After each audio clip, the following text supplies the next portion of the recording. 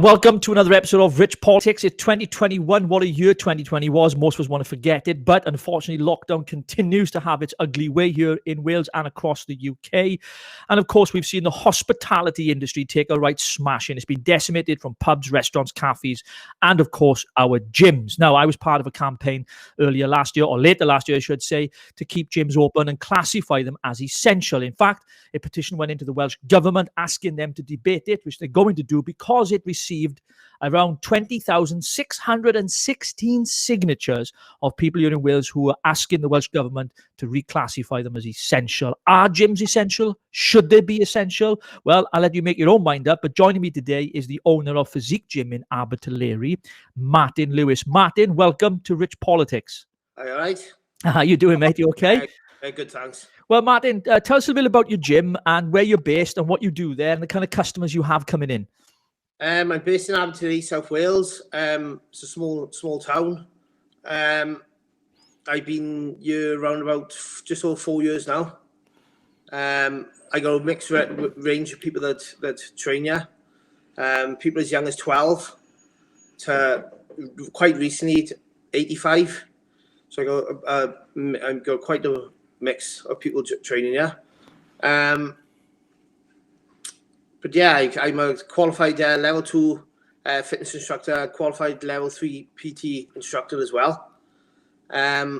We do like mainly weight classes as well. That's about it, really. I was going to say, in the valleys, Abertillery, you're quite a popular gym, Martin, and it's been used by a lot of people. A lot of friends I know use the gym as well. In fact, I tried joining just before Christmas, if you remember. But then lockdown came about. Now, Martin, you're aware of this petition. I know you were part of making gyms essential because we were asking why it is that the Welsh Government, or the UK government as well in Westminster, we're seeing gyms as a place of transmission for the virus when we know the figures don't add up, do they? Like, for example, Public Health England said that transmission rates in gyms was 2.8%, and in supermarkets it was 11.2%, and in secondary schools 6.8%. But here in Wales, the transmission rate is around 1.2% transmission rates in the gyms. And so did you, when the government said to you, look, you need to shut your gym, what was your first reaction to that, Matt? I wasn't surprised, to be honest with you. That's the thing I expected to happen. Like I said, it is what it is. We got to shut. Got to stick to the rules.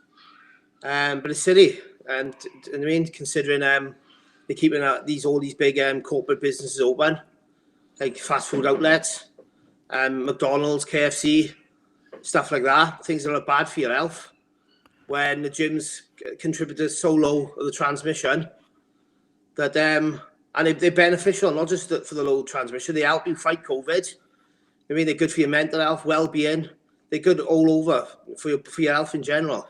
Yeah, I was going to say, Matt, because you said you've got members up to the age of 85 years of age, which is extraordinary, and it's great credit to whoever he or she may be. But, they can go to a shopping centre, 85 years of age, to do a shop, right, where the transmission rate is higher, more likely to catch it there. But then they can't come to your gym where it's doing them the whole world of good, not just physically, but mentally as well, innit? Because the gym is a community for a lot of people. It's their social life, and without it, some people live by themselves. It's having a massive impact, Martin, isn't it, on people's mental health and well-being? Yeah, it is. You'd be surprised how many people that actually do train in this gym that do suffer with mental health. I think that goes for every other gym, not just my gym. But there's so many of them. People deal with anything from anxiety, PTSD, is it, post-traumatic stress disorder. We got them from all walks of life that train here. But yeah, it's people come here they don't just come here just to train. A lot of them, they live on their own, like you said. They come here to socialise, to talk, to get out.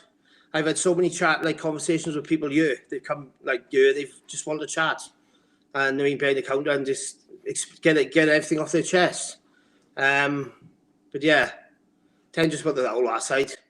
Yeah, I was going to say it's more like you're the vicar and it's a gym, it's a church in it, but it's not. It's a gym, and it's where they come not just to work out, but actually to talk, to meet friends, and you can help people with giving them advice on so many things as well, I suppose. What's been the impact for you financially, Martin, as a business? Can you tell us a little bit about that?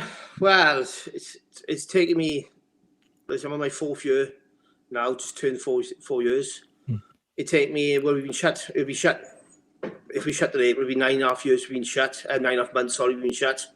It took me 3 years to build the business. So I think we had about 10 members here. Obviously, when I took the gym over, we've had over 100 members a month now, plus on my best months. But now people don't want to commit. They don't want to come back to the gym. They don't want to commit. They don't want to. We're not talking about people who come here for, say, a month. They go away and they come back and 6 months later for another month.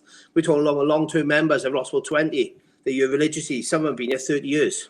Wow. So like 85, it's Barry, got to be 85. Yeah, 30, 35 years since this gym has been opened. He's been here and he come in here and shook my hand and gone. Says, no, you can't do it no more. I mean, that's just tragic, isn't it? I mean, those are the real stories, Martin, aren't they? Yeah, he come in here, like you say, he was close to tears, like he was. This is his life, the gym was. Yeah. You know what I mean? He's trained all his life here. So I've seen a few of them, they just come in here, that's it. They can't commit to the gym. They just can't do it. They start. I mean, what would you... I mean, if you were in a government ministers' meeting down in Cardiff, for example, and they asked you, what should we do? What would you ask them to do, Martin? You know, that's sensible and reasonable. What would you ask the government to do? I would shield the vulnerable and the old. I'd let the young get on with their lives. Because there's such a low death rate. So I'd let the young get on with their lives, let business stay open, and just protect the vulnerable and protect the old. Do you know what I mean? That's the only thing you can do. You can't keep stopping an economy. You can't. The way it's going. Yeah, I mean, we've seen that across the industry, Martin, and we, stopping and starting these fits of lockdowns. They don't seem to work. All they seem to do is to suppress the virus, and then it's up over the top again. Because as you know, or may not know, here in Wales, we have the highest, I should say, number of COVID cases in the whole of the UK. And I think that's because of, personally, some of the draconian measures that the Welsh government have put in place haven't really worked effectively. And now, of course, the good news is we got the vaccine. So I wonder, are you hopeful, Martin, now that the vaccine is out there? Are you thinking, right, okay, if the vaccine gets, into the population, gyms can open again? Are you hopeful for that? No, the gyms ain't going to be open. They're going to be the same. This year is going to be exactly the same as last year. 100%. That's what you believe is going to be exactly the same? 100%. Nothing is the same as it was. Yeah, and do you think that's the same? A lot of the other, gym owners you speak to feel in the same way about that, Martin? Yeah, there's a lot I've spoke to that feel that way in general. It's frustrating, really. We should be working alongside the NHS. We do. We play a crucial role in stopping people going to hospitals. I've got statistics on my phone for people work out what the benefits are health-wise. But yeah, we take a lot of strain off the NHS gyms, so especially people that's eating healthy, training, they live longer, low risk of heart disease, low risk of most things. Do you know what I mean? It's just, it is frustrating. It must be frustrating because I've seen lots of things on social media, people commenting on McDonald's and, all these places are still open, allowed to sell junk food to customers and stuff like that. But yet somewhere like a gym where you can obviously learn a lot about health and eating healthy, but also the impact it has on your immune system, because if you're healthier, your immune system is strengthened by that. So the benefits definitely outweigh, these measures, Martin, don't they? 100%.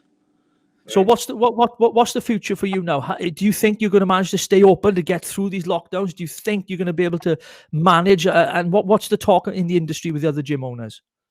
I can't see many big gyms, big gyms, these corporate gyms lasting another year. I'm in a lucky position. I am, like I said, the equipment's owned. I don't lease anything. I got low overheads. So I'm in a good position. I can survive the year. Big gyms, no. The grants ain't big enough for them.